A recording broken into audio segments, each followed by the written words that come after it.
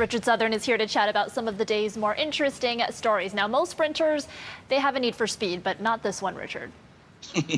Even I may have beaten this one, Erica. This is the World University Games, which recently took place in China, featuring the best university athletes, with one exception. Take a look at the 100-meter women's sprint. Roll it, Jared. There's one athlete that went behind early in the race, Erica. Here's the starting gun. Oh. And you can see, Yeah. whoopsie. Yeah, It was the runner chosen. It's a whole mood. It's a whole mood, yeah. Yeah, I mean, gave it her best. This is the runner chosen to run for Somalia that can be seen immediately falling behind her competitors. The Brazilian sprinter won with a time of 11.5 seconds. The Somali didn't finish until 10 seconds later, Erica.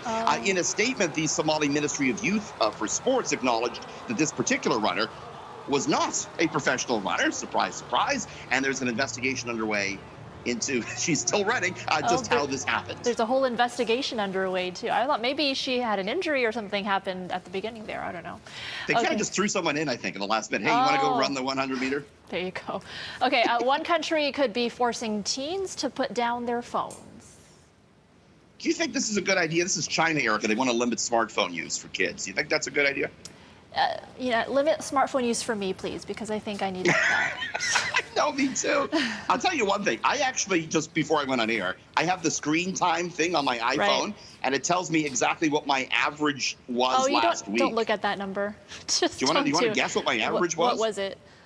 8 hours and 9 minutes a day. Yeah. I use it for work, too, so that's a little different. Oh, yeah, it's work. Totally not TikTok. That's exactly, totally not. Yeah, not at all. China wants to limit those under 18 to just 2 hours of smartphone use per day. Those under 16 would get just an hour a day, Erica, and you wouldn't, as a child, be able to use your phone at all between 10 p.m. and 6 a.m. Wow. I mean, parents and guardians can also just do that for their kids on their own. Sure. Right, you and I, though, we'd have withdrawal symptoms. We would be shaking on the ground. We wouldn't be able to sleep. It would be terrible. Okay. Horrible.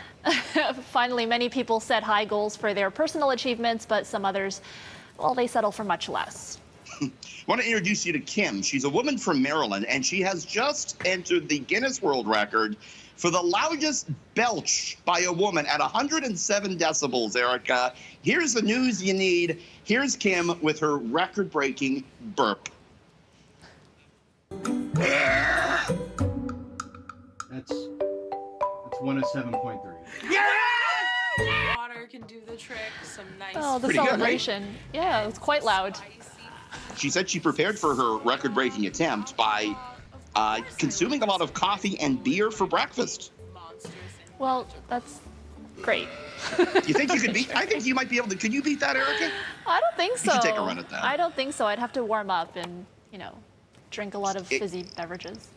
Our producer, Mike Visser, every day we talk about what stories we're going to do, and he goes, I don't think we should do the belch. It's not classy enough. And I said, Mike, the only thing classy about the 640 report is Erica. The belching story is in. I'm glad you fought for that story, Richard.